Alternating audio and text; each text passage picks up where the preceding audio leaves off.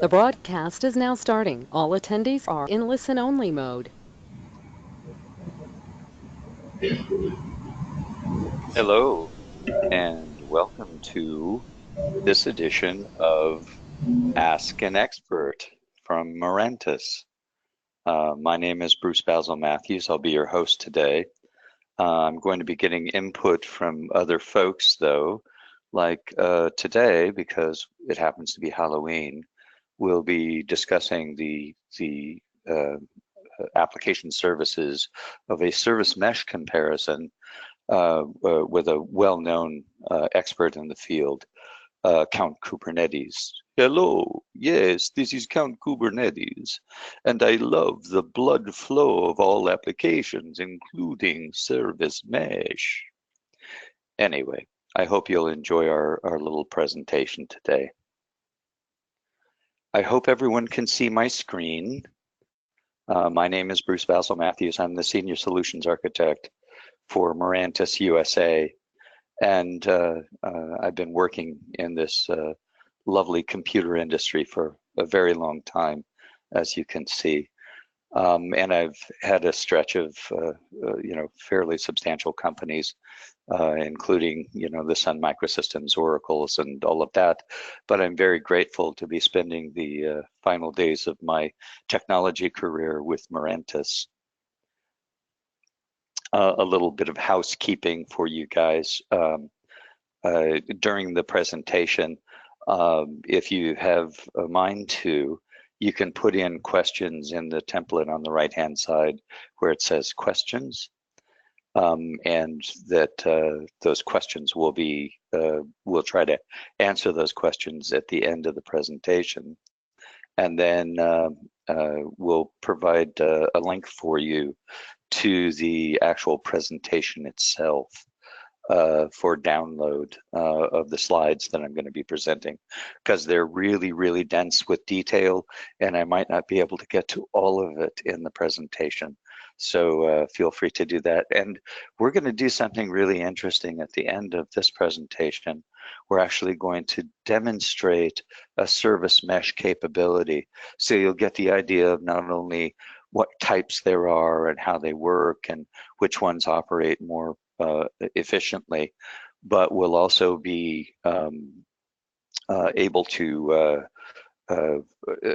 do a demonstration really of how they apply and give you some good examples of at least one of them. And then we'll have Q&A at the end of it. So let's start with the basics of this thing. We want to make sure that we've got a good foundation of understanding of what a service mesh is. It's a layer that intercedes between the end consumer of an application and the application itself for microservices as they're laid out, so that you can apply specific rules, specific capabilities, PaaS capabilities, to all of the containers themselves without having to write or change the container to take advantage of them. And it helps to make the services interact with each other in a very flexible, reliable, and rapid way. That's kind of the foundation of why service meshes began to exist in the first place. And it provides all of these capabilities that developers would have to write and rewrite in each one of their containers. And if you take a look at that from a logical standpoint, every time they write it, it's going to be different than the last time.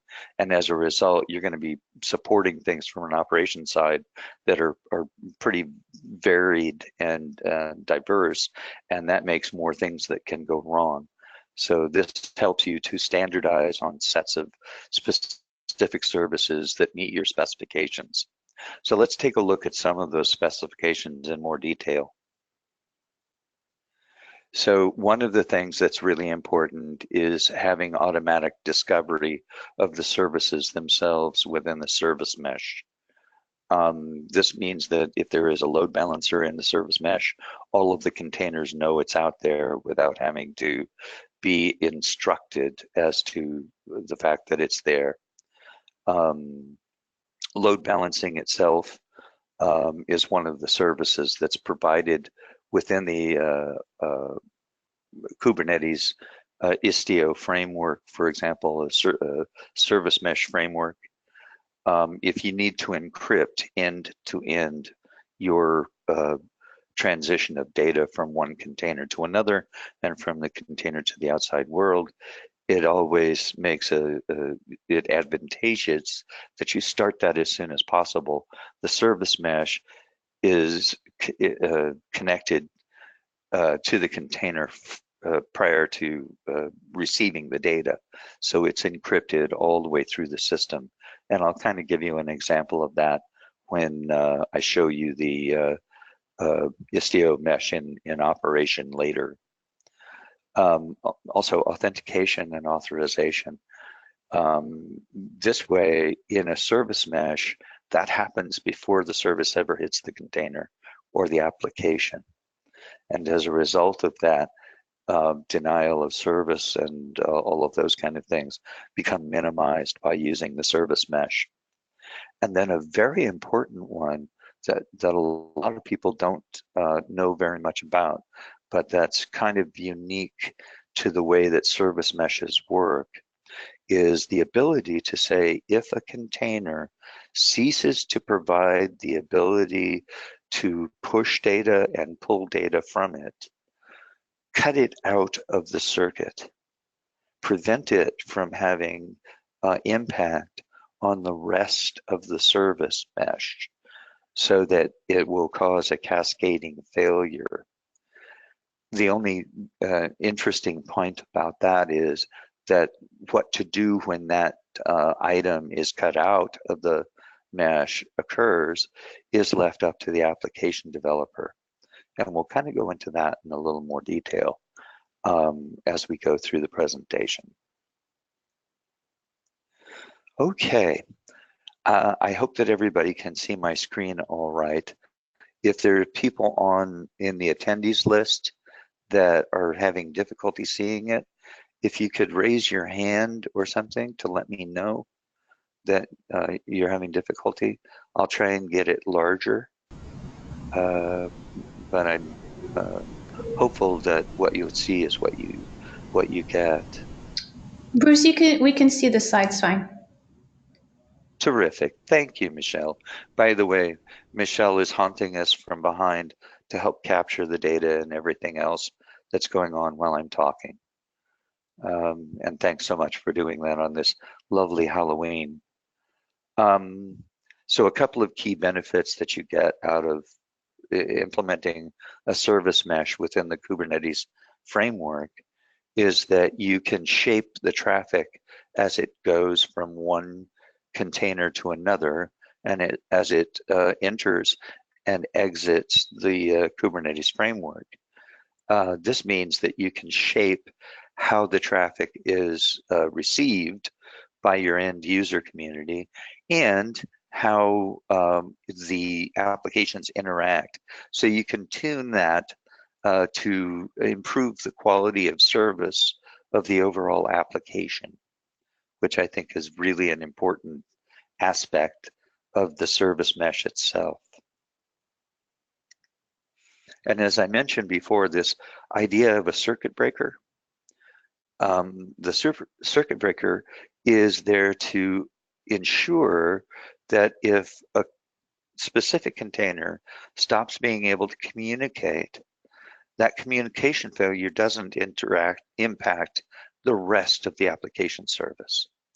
So that it's measuring the status and the health and the viability of each one of your service microservices.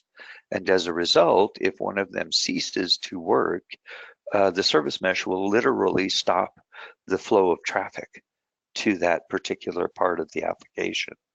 And it will rely on the other application instances that provide that same service to accomplish it until that particular one is repaired, healed, and then gets returned into the service. Now, the only caveat about all of that is that the application developer has to tell it what to do. If it's turned off, go use these others. If it's turned back on, allow the flow to continue. Those are the simple instructions that you can allow the application developer through the service mesh to perform. And then, of course, you can create all of these modular software features and do development work where you bring in, from a standpoint, a new feature or capability. If it doesn't succeed, you immediately cut it out of the scenario and let the application service go on without that new feature enabled. Very, very powerful tool. Okay, so this whole idea of service meshes themselves, we need a little bit of history for the foundation of what types of architectures are out there for us to choose from. And they're sort of historically laid out. Initially, they always developed as a library. So the library itself was injected into each microservice, each container. And this made it pretty fast and allowed you to use any of the services in the library repeatedly, which was a good thing. But there's some downsides to that, and we'll talk about those in a little bit. A node agent was the next iteration of what a service mesh architecture looked like. And as opposed to having to inject it in each one of the microservices, it was simply providing service to the node itself. And the agent within each microservice would talk to that node agent, and that node agent would then pass along the information. Now, this was a better vehicle for providing all of those services than was originally designed in the libraries, but there were some downsides with that too, and we'll go into those in a bit. And the current iteration of service meshes involve declaring a sidecar. A sidecar is actually a mirror container, sits side by side with the actual application container.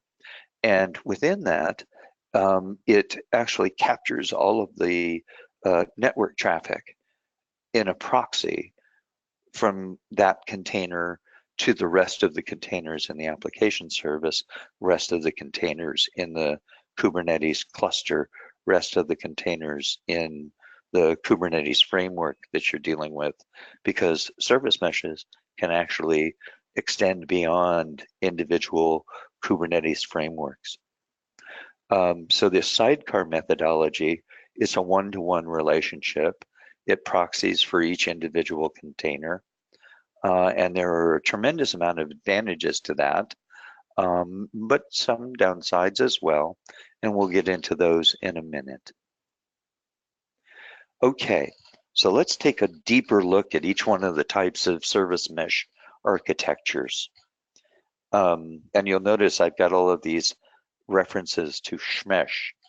That came from my 4-year-old grandson. When I told him that there was such a thing as a service mesh, that was how he said it, and I was so fond of it that I put it in all of my presentations. So the Shmesh is returned. All right, let's take a look at the library architecture in more detail. These were a situation where each microservice had its own distinct copy of the library. And these separate copies were all distributed to each one of the containers within the mesh. And as a result of that, any of the services that were associated to the mesh would actually be then available to the container for use. That was the good things about it. The problem was that if you needed to add a new service to the library, you had to update all of your containers because each one of them was injected with library at a certain point in time. So this means that you've got to replace that one with the newest library in it. Separate copies of it are distributed across all the microservices, which means they might get out of sync if you forget to update them on an individual container. And performance issues are a little more difficult because each one of the containers is taking advantage of its own copy of that service as opposed to the service being centralized. So those were the ups and downs of the library architecture. And some of the examples out there, if you look at it, were the Finagle from Twitter, Hystrix and Ribbon from Netflix. If we go into the node agent architecture, Sorry, each Bruce. one of the applications. We got a request. People have trouble seeing the diagrams. If you could do full screen or Zoom, then people could see Yeah, it let better. me actually put this in presentation mode at this point. I think I can do that and that. How's that? Is that better?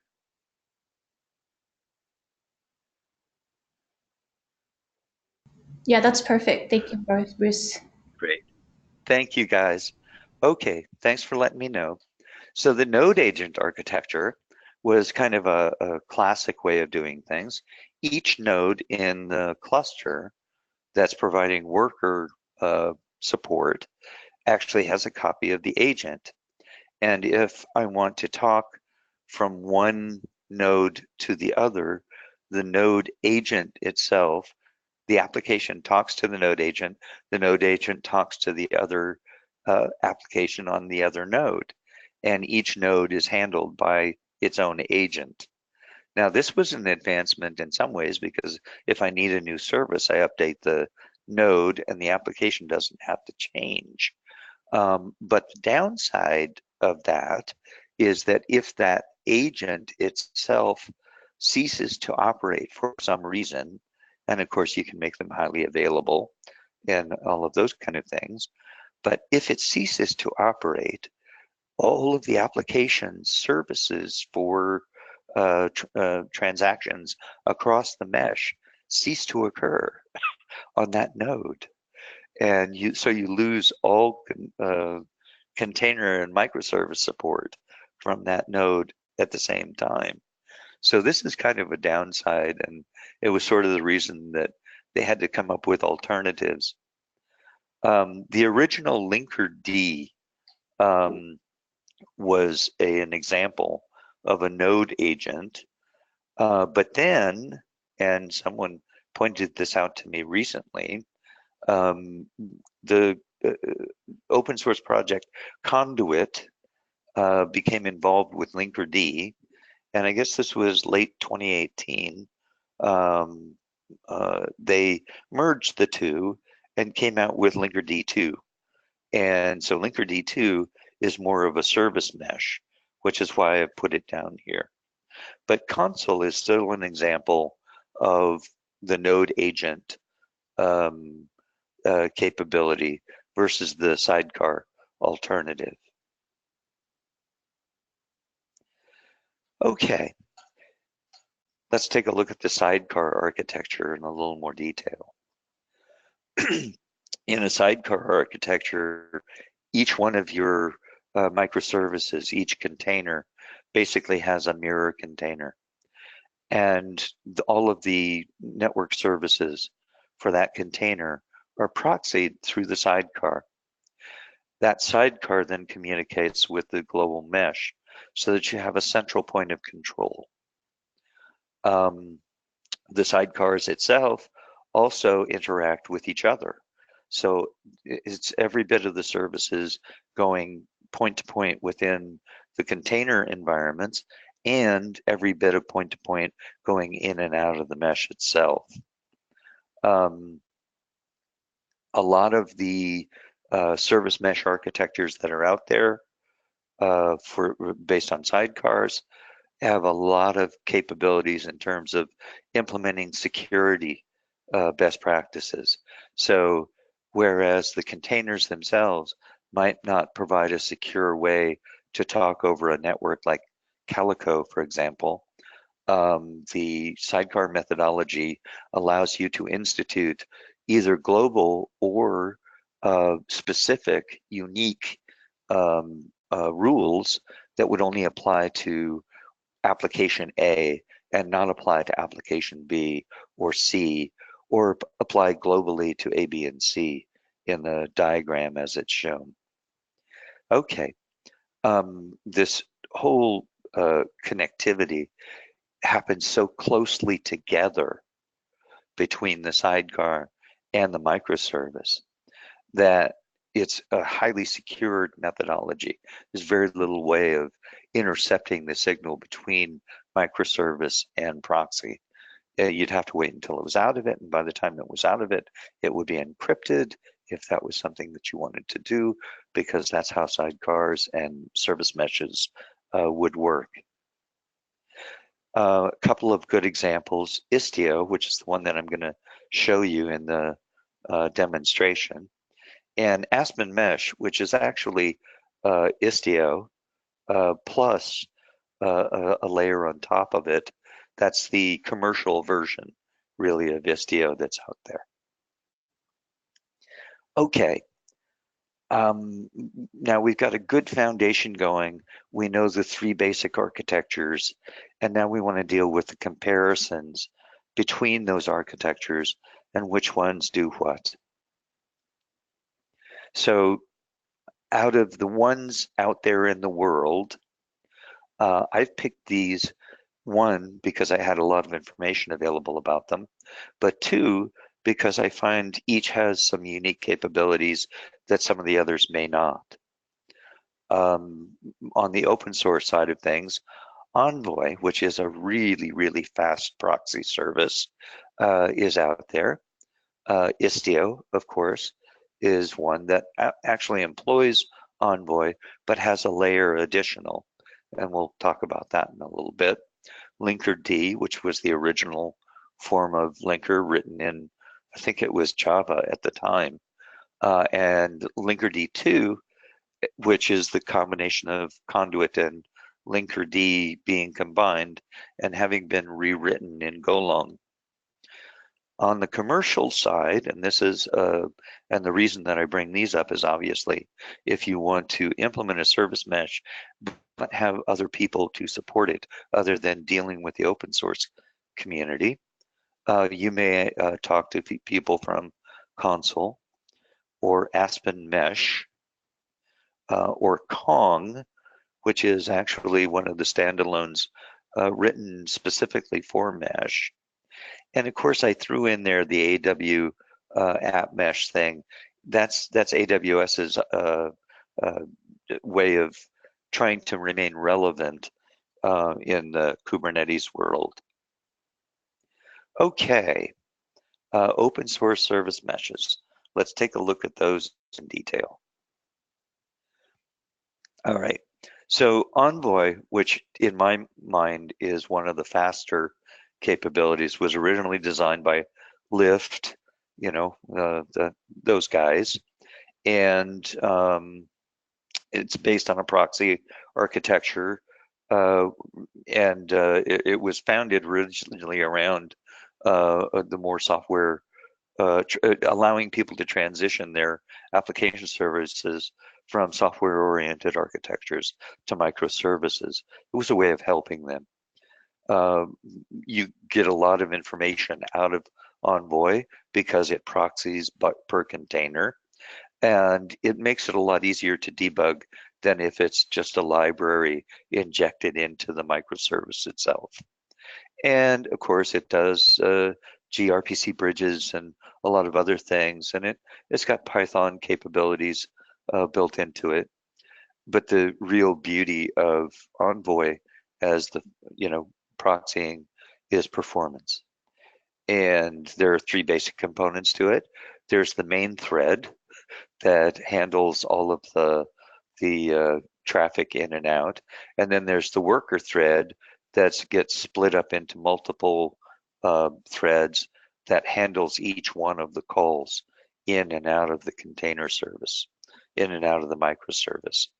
And then, in order to make sure that there wasn't an overload of buffers for things like file designators, they put together a file flusher, similar to the Java garbage collect and things, only this really deals with just the threads to the workers and ensuring that the main is still on and working. Okay. Istio, as I had indicated earlier, actually took Envoy on as its proxy service, but then introduced a manager and a mixer and an authentication mechanism external to the Envoy application itself. This is a real big advantage because then you're not mixing services or writing additional things into the proxy itself to be able to handle authentication, TLS, encryption, all of that kind of stuff. That's handled externally in the service mesh itself. While Envoy still provides all of that fast and very performant proxying services for the network connectivity required between microservices. It's split into two, obviously, control plane and data plane. This also helps to align with a lot of InfoSec and security-oriented folks within most companies, because they can manage things at the control plane without actually having to interact with the data plane directly, which people like to keep separated. Okay. So LinkerD 1.0, which was originally written in Java, and it was supported by a company called Buoyant. So if you didn't really want to deal with the open source community, you could actually engage with Buoyant for support. Was really founded on that idea of having a node agent that was the proxy service for all of the applications per host, and each application would talk to the proxy to talk to on that host, to talk to other applications on other worker hosts. Fine capability, usually performed on port 4140. You didn't have to build a whole lot of client-side logic into your containers to deal with it. It requires a lot of concurrency between all of these instances, so it has a larger resource footprint than some of the others.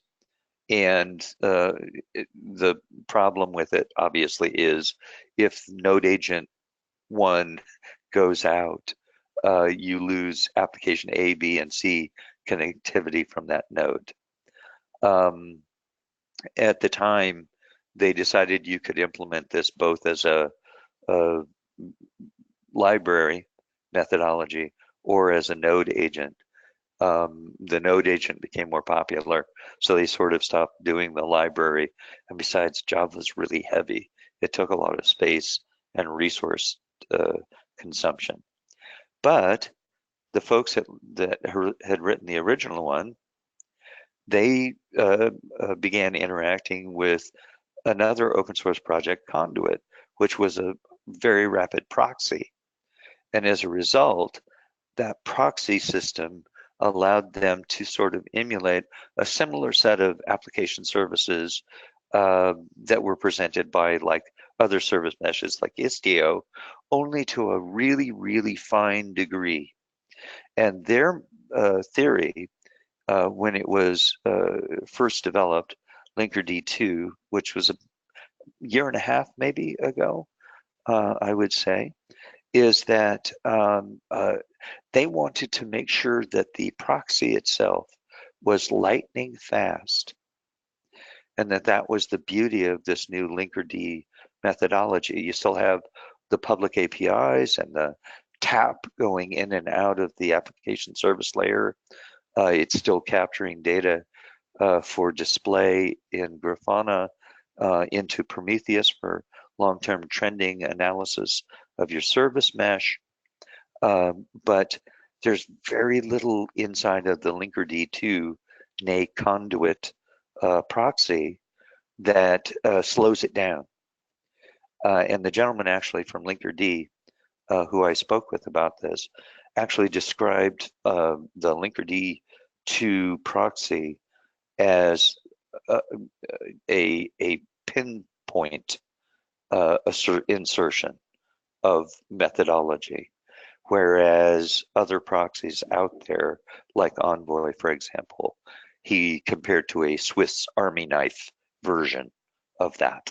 So that was the differentials. And we'll see from a performance standpoint that they have arguments all the time as to which one's faster than the other as a result of it. But of course, this methodology, in the same way that Istio does, provides user interfaces and all of those kind of things to be able to track the trends of your service meshing. Okay, so that was a look at all of the open source service meshes that I had wanted to share with you. Now let's take a look at some of the commercial offerings.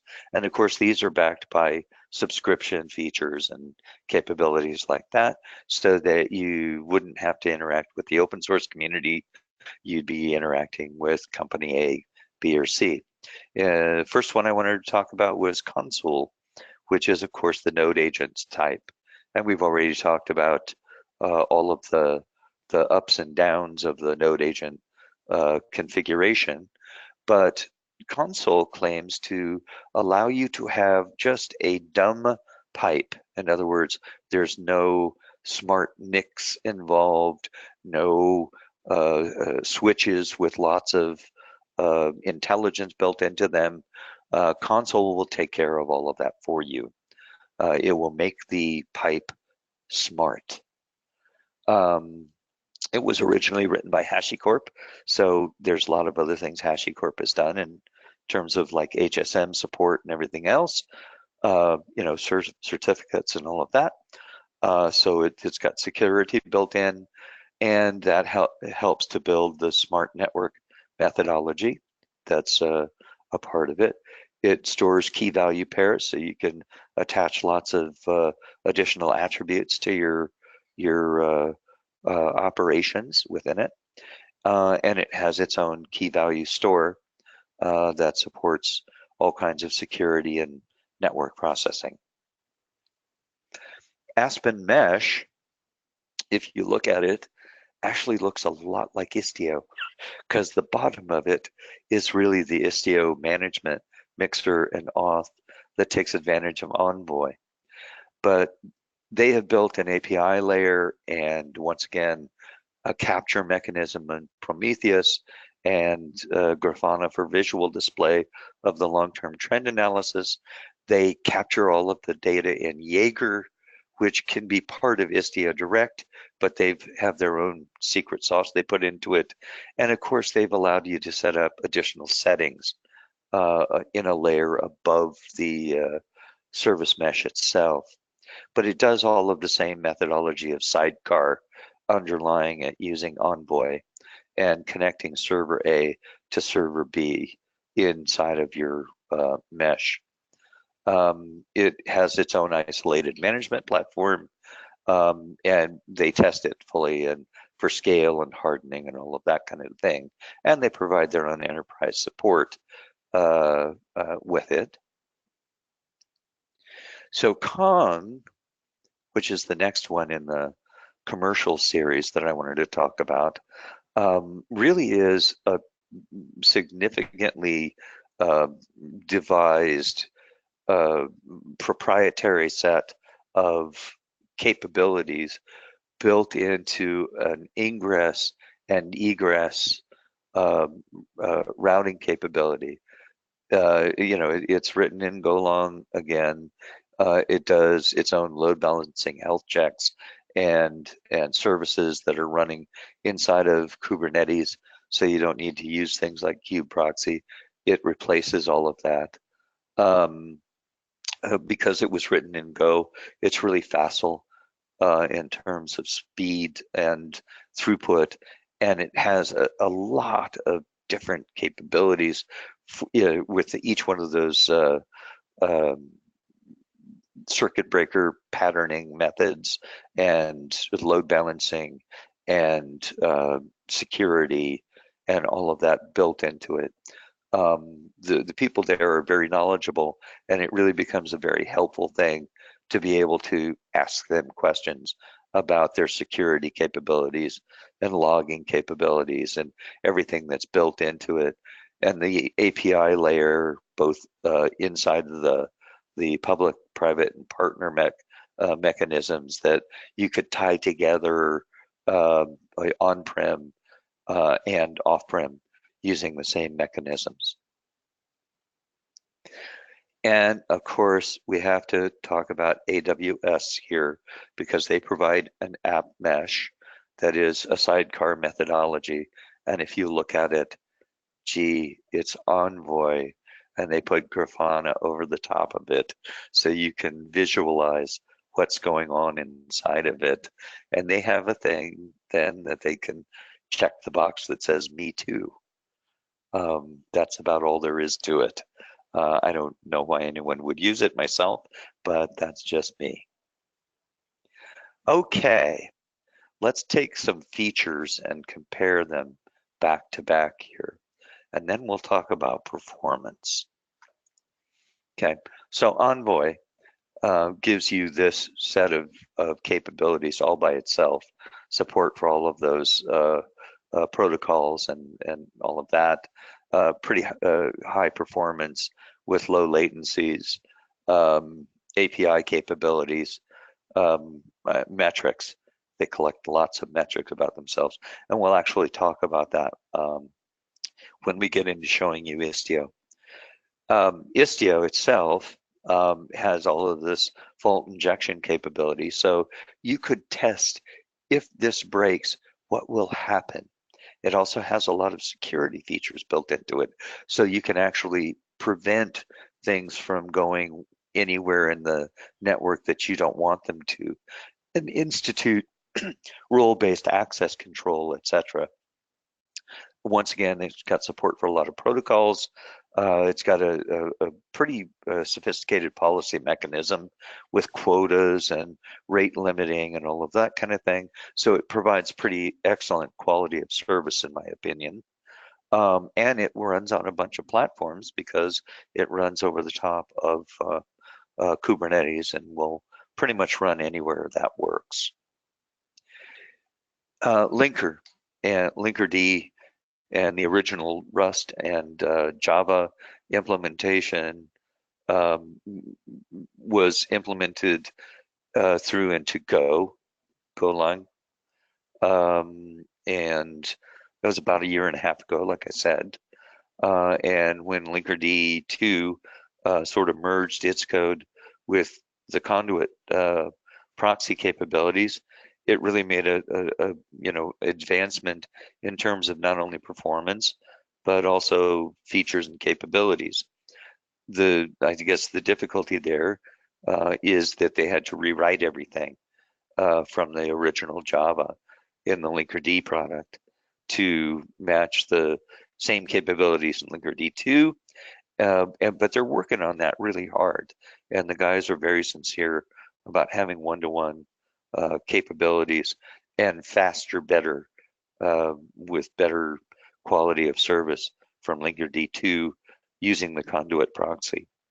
Lightning fast, as they talk about it, megabits per instance, 10 megabits per instance, megabytes per instance, sorry.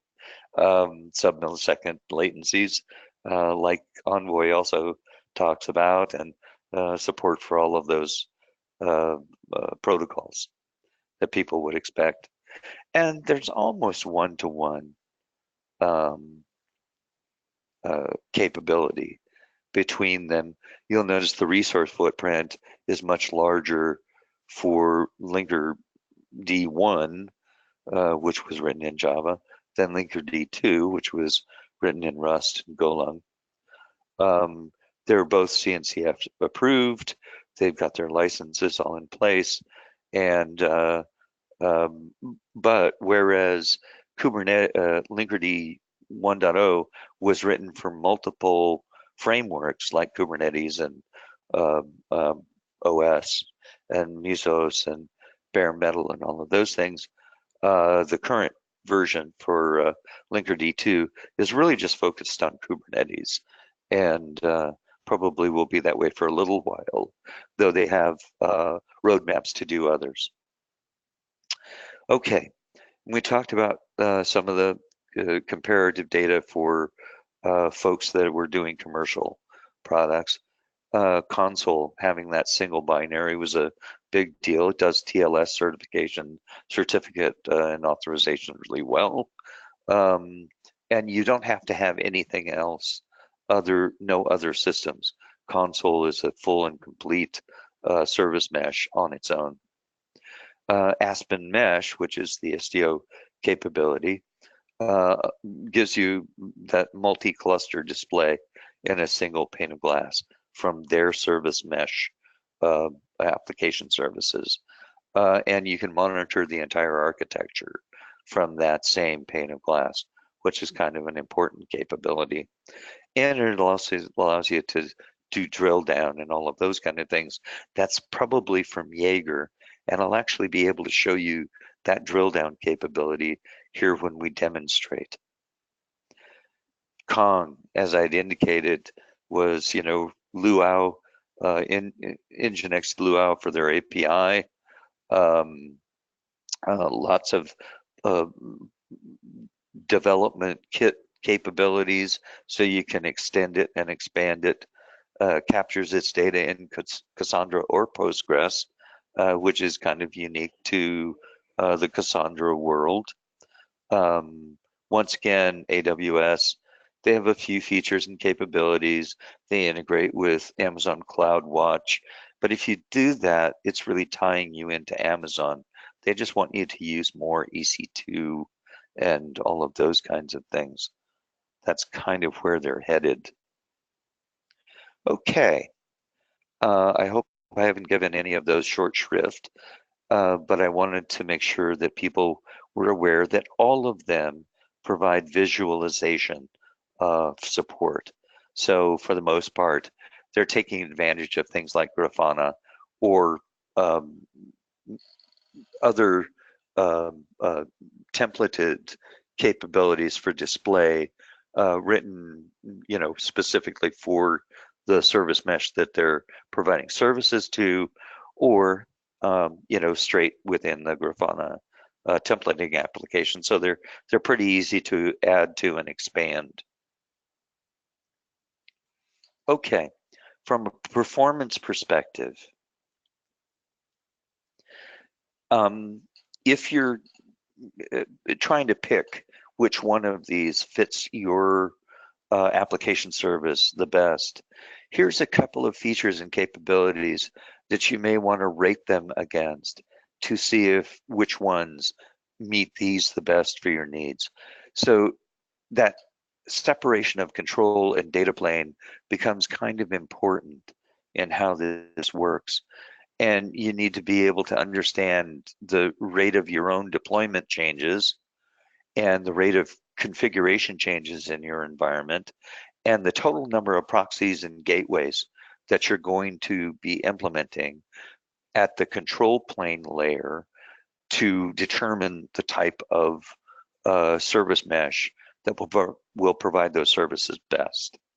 From a data plane standpoint, everything is the proxying itself, right? Number of client connections you can handle within a proxy. How much CPU power does it take just to run the proxy worker threads? The sizes and request and response sizes you're going to be handling through those proxies, and the number of filters that you're going to be implementing. What rules do I need to implement to make this work? So those are the data plane portion of it and the things you should take into account. Now, there are some tools out there that will help you to do benchmarking to determine which one of the service meshes might be operating for your particular microservices the best. One of them's Fort.io. Another one is BluePerf. And I've provided the links to those there so you can take advantage of those later to do your own testing. But I've done some. So one of the things that people need to compare, for example, is one of the features like load balancing. So I took Nginx, HA Proxy, Envoy, Traffic, and one from Amazon, AWS's ALB, to do a little comparison with. And lo and behold, we found out Envoy is really fast. Those are requests per second, and they're faster than the others listed there. I'm not going to, your results may vary, but this was the ones that we captured, and I've provided the link to the rest of the information that went along with the requests per second. And then latency is obviously something that you've got to in the request percentile. And of course, all of them handle it up to the 90th percentile really, really well, up to the 99th percentile, actually. But when you get into that rarefied air, where you're really putting pressure on your load balancers, all of a sudden, Envoy seems to shine over and above all of the others. So this, once again, my results, your results may vary. I've given the link to allow you to take a look in more depth as to what latency and concurrency was tested and how it was tested here. And then, because I actually talked to the folks from LinkerD and the folks that are doing Istio development and everything, I have to give homage to those who actually have done more testing than I, and they've determined, in fact, that if you improve the way that the configuration of LinkerD 2 is meshed and set up, that it takes a lot less resource than Istio, for example, and that the latencies are lower and all of that than the Istio service mesh. And I provided a link to that example from the LinkerD stuff that I had at that time. And then, because things change here really fast, I went through what's currently out there in terms of performance assessment information, and I've compiled a few of them here. I think I've given a pretty decent look at the ones that I have particular interest in the arena. So the Linkerd 2 conduit stuff in comparison to Istio, Console, which is a commercial one, versus Istio, and those I think are the ones for myself that I found intriguing. I'm sure there's others out there. Forgive me that they're not on this list. Okay, some pros and cons. This is a jam-packed set of pros and cons, advantages and disadvantages. I've really talked through most of them already. So I'm not going to, and I only have 10 minutes left, as I can see by the Ask the Expert. I was supposed to do it at 11. Now I'm doing it at 10. In any case, I'm not going to read all of these because it's really going over territory we've done already. But I've sort of, consolidated on this single slide what we found is to be the best and the worst, really, of the library architecture, the node agent architecture, and the sidecar architecture for your review, so that you can make logical choices about which one fits best with your particular need. And of course, some final thoughts. For myself, I think that Istio is a clear winner, but other people may disagree. The Linkerd 2 people disagree. The console people disagree. It's only my opinion, but it's really backed by a lot of the information and work that I've done with that particular service mesh. There are a lot of open source capabilities out there. If you're adventurous and you take those things on in your organization, you can really do a bang up job with any of the open source offerings that are out there.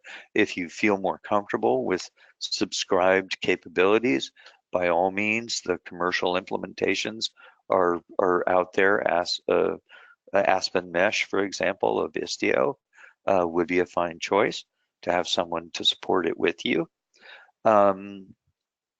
We actually offer that same kind of deal too.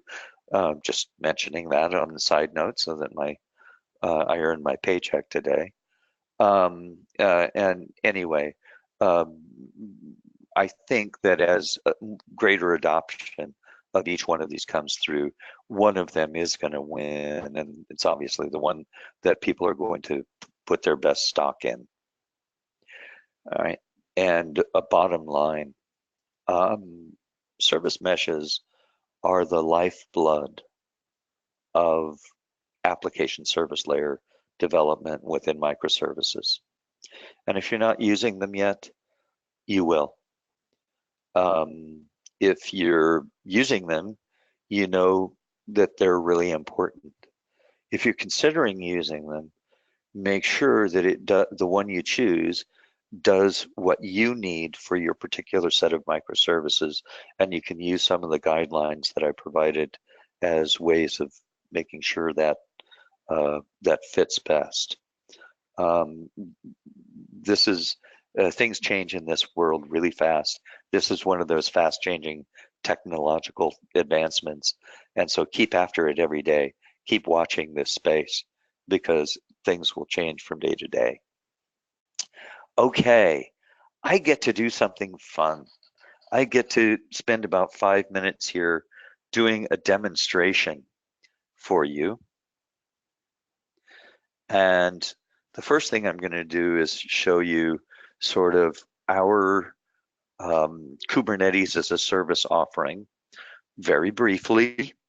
Not trying to sell you anything, just want to let you know it's out here. So this one has a key cloak, which allows you to hook into Open LDAP, Active Directory, and SAML2 capabilities. So if you need to do 3DP connectivity to things like Okta or multi-factor authentication, all of it's built into it. You define your users and groups. Oops, I need to sign in again.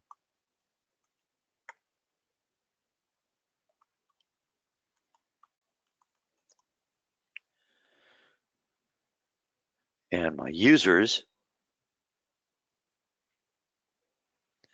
So this is how you define the people who are involved in supporting this thing, and you can add more users and all of those kind of stuff, things. And once you've done that, you can start using our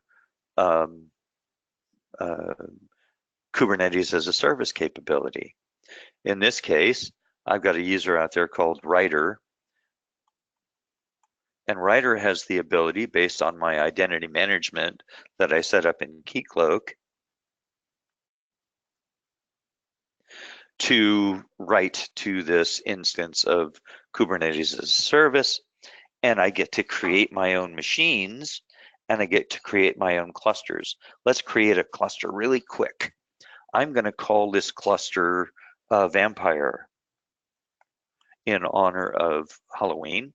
I'm going to make it against OpenStack, although I could make it against AWS or bare metal, and this list will grow and extend to the right to include VMware, GCE, and Azure in the near time frame, early 2020. Now, I'm going to use OpenStack as the provider that I've set up already. I'm going to pick a release of Kubernetes to build it against. I could actually pick earlier releases, but we'll leave it at the most current one. I can say I need that Istio service mesh built into it simply by selecting it. I need Harbor, which is a repository, simply by selecting it. or I need the Kubernetes dashboard so I can take a look at things once I've deployed. I'm just going to do that because this is a shared resource and I don't want to use all of it. I have also built into this our operational support systems called Stacklight. So I can enable that just by selecting this. But I'm going to make this one a smaller environment. So I'm just going to select the Kubernetes dashboard for now. And I'm going to create that.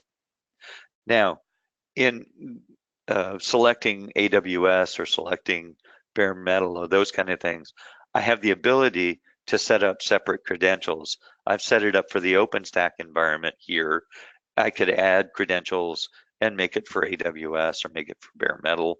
And then I add my SSH keys here so that, I upload them so that the machines that I create against that cluster that I've just created, Vampire, are going to be injected with the SSH keys that I've created.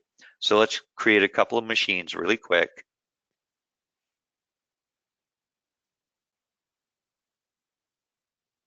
Oh, let me grab Vampire and create my machine. And now I'm going to put one machine in the control plane.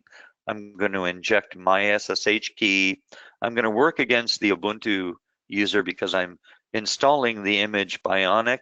But if I'm in the OpenStack realm, this is actually the list of glance images that I have out there. I'm just going to leave it at Bionic. I can also pick a larger flavor. This one's CAS small. It's got 2 vCPUs, but you can see you can grab the flavors that are in your OpenStack realm pretty easily and make that a much larger implementation. But I'm just going to take that small one because, like I said, it's a shared resource. I'm creating that machine. I'm going to create one more as a worker. And you notice I could create more than one, right? I could create 2, 3, 4 by simply selecting them here. But we're only going to create one for now because, like I said, it's a shared resource. Non-control plane injected with my SSH key. All of the Ubuntu user CAS small stays the same. Bionic operating system I'm going to run it on. Let's create that one. And you'll notice what's happening here is it's getting a floating point, a floating IP assigned to it already. So that machine has started to build, and it's in the OpenStack environment that I created. And you notice here, I've created a couple of environments. My OpenStack, my Kubernetes, I did this one a few days ago, and Vampire, the one that I just started creating. And in a minute here, it's going to start updating itself. So those are cooking. Now I've already created this one.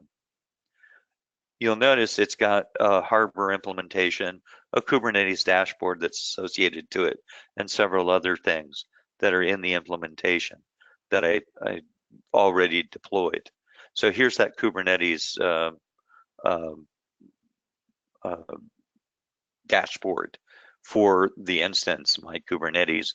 And of course, I've got an application out there called Book Info. And it's got a bunch of services and pods that are all operational at the moment. I don't know about anybody else, but I like Shakespeare. So when I write applications for book information, I write them about using capturing data about Shakespeare's plays. This one's about the Comedy of Errors, and I have asked some people to review it. And you notice some of them liked it with red stars, and some of them didn't put in any stars, and some of them liked it with black stars. And so we've got the no stars, red stars, black stars, no stars kind of thing going. In reality, I kind of made a joke there. What I'm really doing is providing a display for Kiali, which is based on the Istio framework that's installed, and I'm showing you the path of the data. This is the Istio service mesh in operation. It's going to grab the details from one set of containers, and that red, blue, red, black, and no was grabbed from these three instances of the reviewers themselves. And I made them different intentionally so that you could see that they were being load balanced. That all comes from the Istio framework. Now, you'll notice that V1 isn't going to go get the ratings. That's the one with no ratings. You know why it has no ratings? Because I told it in the Istio service mesh to stop at V1 so that I can fix something that's broken. So it won't go and get the ratings until I allow that circuit breaker pattern to be turned off. I can go one deeper than that, and I can actually take a look at what's going on in Jaeger. Jaeger is a tracing capability for all of those components that we were just looking at.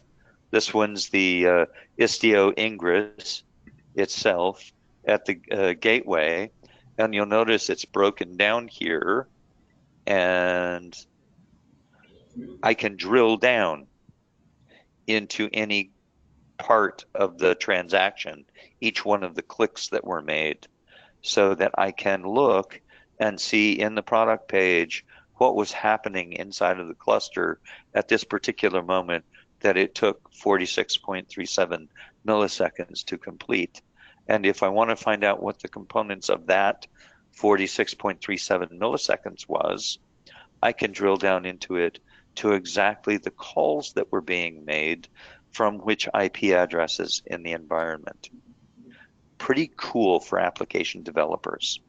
And finally, because now we've got the overview of Kubernetes available, application service layer, application flow of data, quality of service to the application, and drill down into the detail of it, we still need to know what the framework of Kubernetes is doing from a performance standpoint.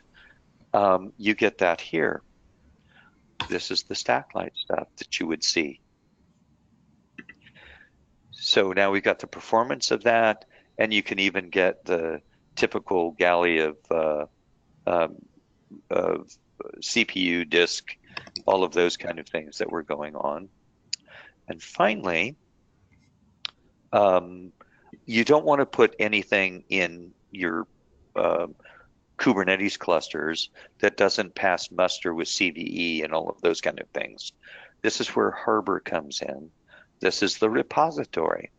And within the repository, there's a setup of users that you can add users.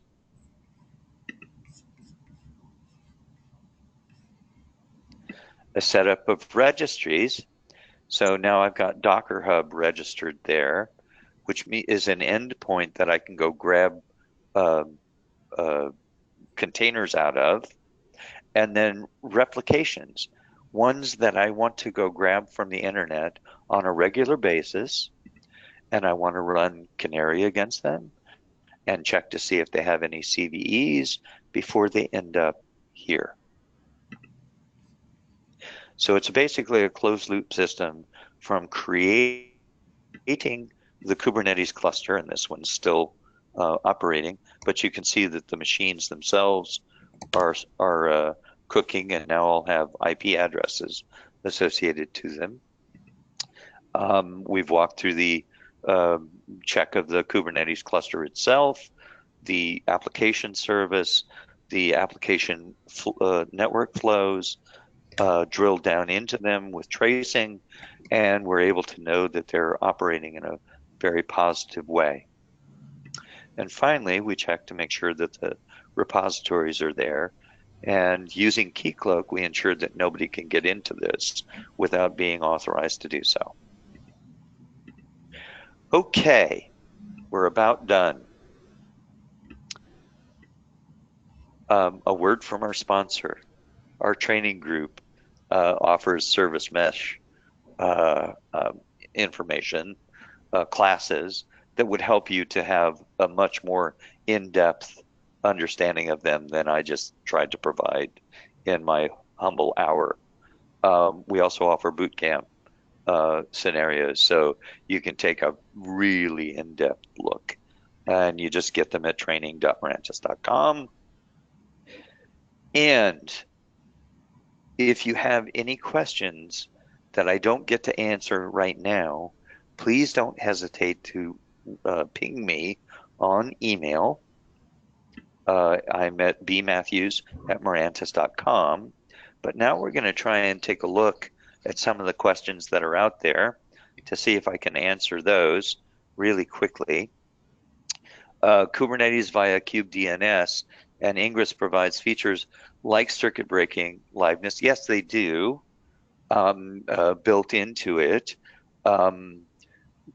We decided to create in the Mirantis deployment Core DNS as a central discovery figure. And Istio lays on top of that for our environment. If you deploy Kubernetes out of the box from trunk, for example, none of those are built into it. You have to install them separately. This, and it's why our version of it, I think, holds pretty significant capability, is that it includes those things with a click of a button. You don't have to know how they work. Just curious which one, LinkerD, Istio, and others are easier to install, at least from my experience. For myself, Istio. It's a pretty simple kubectl command, and two or three kubectl commands to install the service definitions and all of those kind of things. Let's see. If using a VPN WAN with quality of service mechanism, how do you match this with the Shmesh? Okay, good man. Like the wording, better suited for QoS and traffic shaping.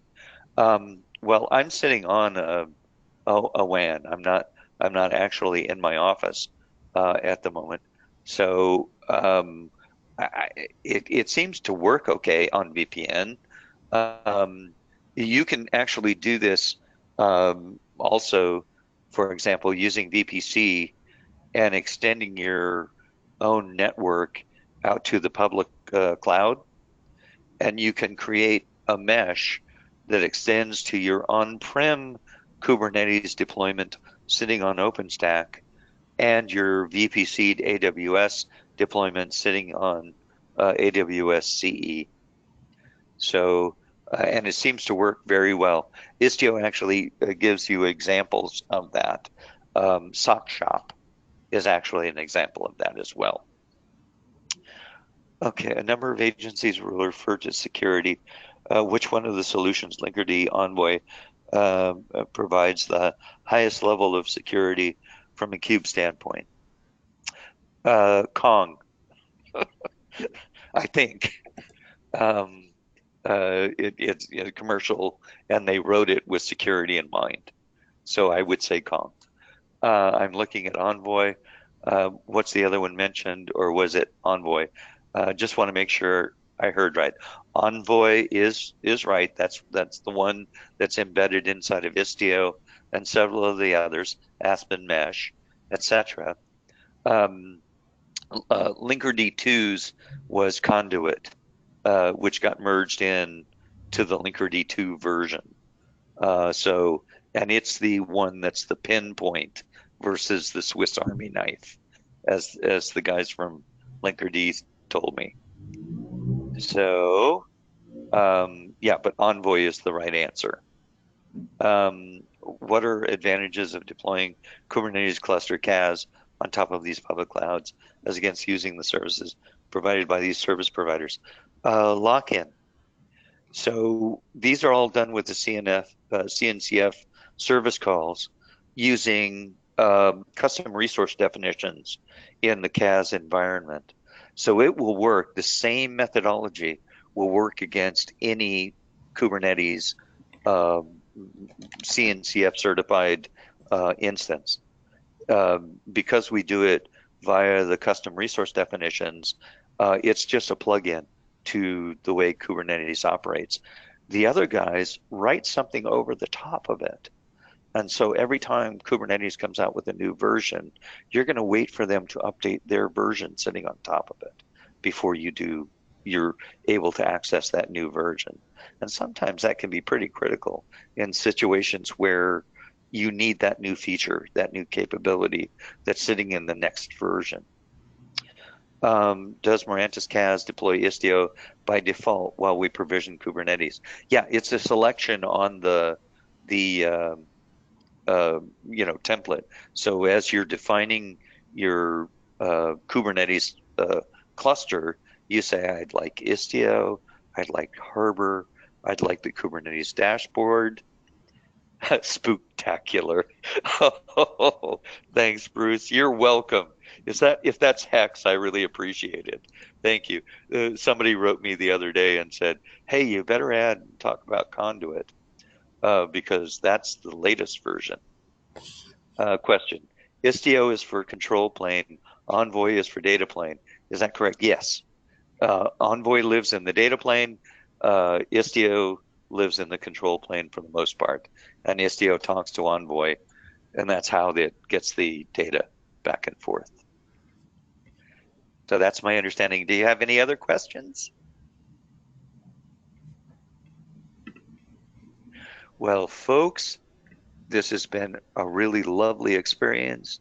I hope you got something out of spending an hour with us. What is the Mirantis solution for Ingress 8 gateway in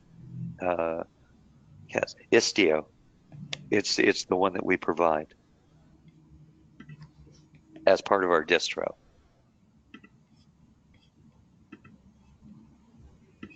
Forced to leave. Thanks. Waiting for slide session, chair. Okay. We'll make sure we put that link up so that you've got access to these slides because I know there's a ton of information on them. So I couldn't go through all of it. I hope you find them useful, folks. It's been a real joy. I hope all of you have a lovely, lovely Halloween and enjoy looking both ways for vampires. I mean cars as you're taking your kids out to get candy. All right? If there's no more questions, we'll bring the session to a close.